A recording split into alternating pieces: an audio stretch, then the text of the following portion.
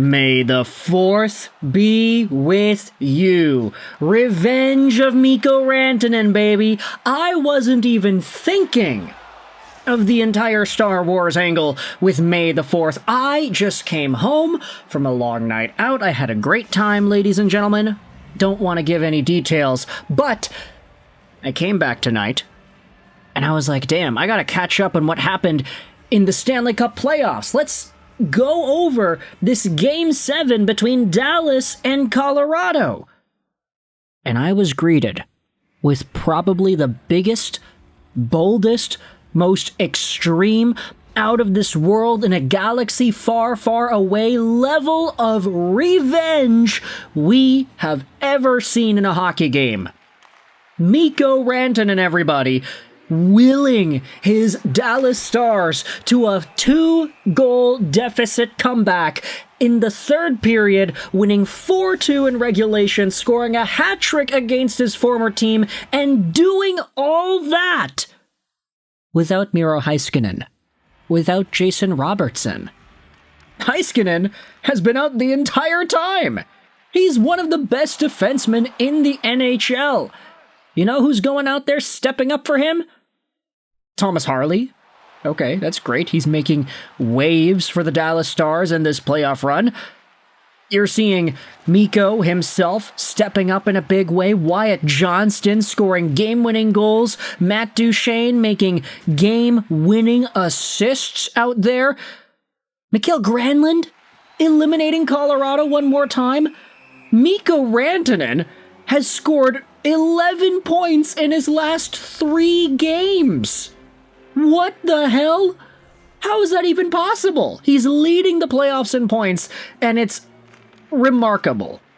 Just everything that Mikko Rantanen is bringing to the 2025 Stanley Cup Playoffs for the Dallas Stars. No Robertson, no Heiskanen, who cares? Y'all got Rantanen. He's right up there, leading the charge in points this postseason.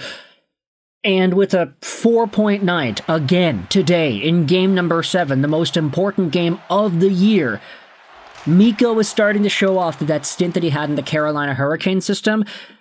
It might have just been a fluke, honestly. He was under a point per game with Dallas in the regular season. Now in the playoffs, he's at 11 points in 3 games and 12 points overall.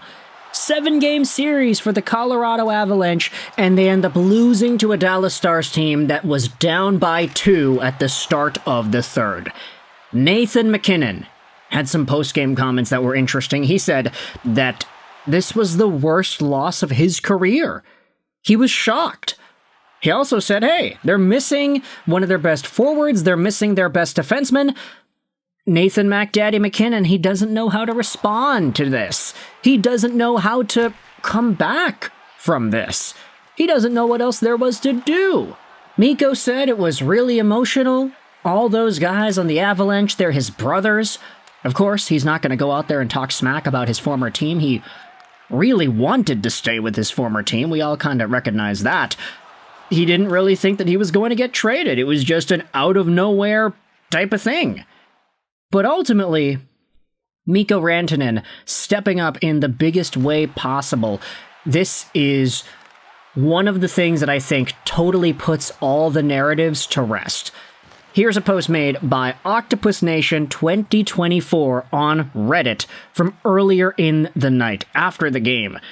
The funniest thing about the quote-unquote MacKinnon merchant takes from earlier: Mikko Rantanen played 43 games without Nathan MacKinnon on the Avalanche from 2017-18 to 23-24. In those games, he scored 22 goals, 30 assists, and was a plus 24. This is basically identical to his 100-ish point overall per 82-game pace since entering his prime years. It's one thing that he started off a bit slower after joining a new team, let alone 2 new teams. But people who unironically thought he was a 55 to 60-point player without MacKinnon were crazy. Let's talk about the goals now, shall we? Now, 4-2 is the final score. We didn't mention that already, but the Dallas Stars were down 2-0 at the start of the third period. Josh Manson scored a shorthanded goal halfway through the game in the second period to make it 1-0 Colorado. A beautiful centering feed by Logan O'Connor to find the trailer. Manson in alone shoots and scores off the post. And then at the start of the third, 30 seconds in, on a delayed penalty, it's Ryan Lindgren who throws it over to Nathan MacKinnon, who comes in as the extra attacker, drives down the left side, comes in front of the goal, shoots short side on Oettinger, and then he scores. 2-0 Colorado, 30 seconds into the third period. And the Avalanche were 19 minutes and 29 seconds away from booking their ticket to the second round, and finally giving their head coach Jared Bednar a win in Game 7. We didn't even speak about this, but the records for both of these coaches, Peter DeBoer and Jared Bednar, in Game 7s was dire. Bednar had not won a single Game 7 heading into tonight's game. He was 0 for 3, but we all know what happens next, because at the 7-minute mark of the third period, Mikko Rantanen enters the zone with the puck. He has all the time and space in the world as he drives the middle, has so much open ice, and then rips a shot towards Mackenzie Blackwood off the crossbar and in. It's a beautiful goal to bring the Dallas Stars within one.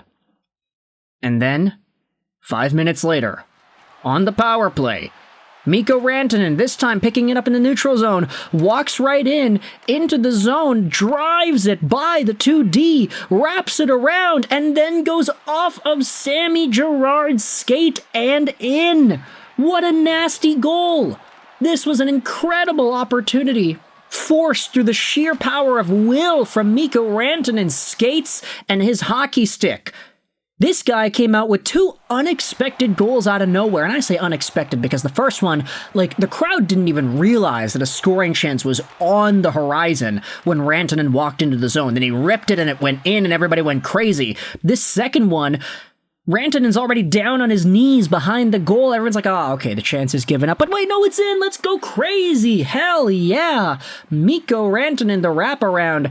Give it 3 minutes, and the Dallas Stars on a power play one more time. Rantanen goes over to Duchesne. He settles it. He dangles it. He puts it out in front, and then it's put in on the back door by Wyatt Johnston. 3-2. Hockey game with 3 minutes and 56 seconds to go in the third period. What an incredible sequence of events for the Dallas Stars. Add on the Mikko Rantanen empty netter for the hat trick, and you have another 4-point night as Rantanen gives the force right back to his former team. Peter DeBoer is now 9-0 in Game 7s. How crazy is that? The guy's undefeated. What an incredible record for a head coach going up against the other guy who has never won a single Game 7.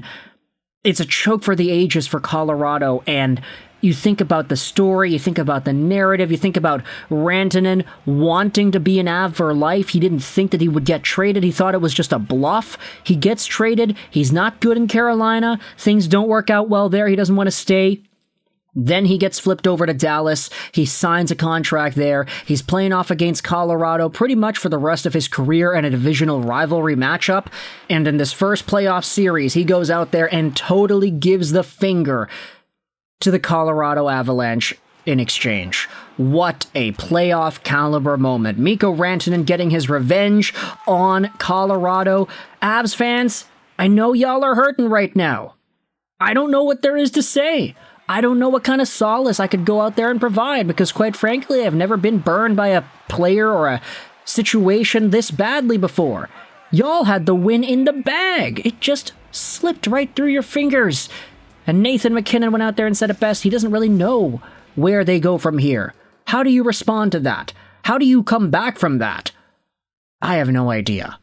But what I do know is that Mikko Rantanen was a part of the force that allowed Dallas to win this game. Let me know your thoughts in the comment section below about Rantanen's revenge on Colorado. I hope you enjoyed this video. 9 and bye.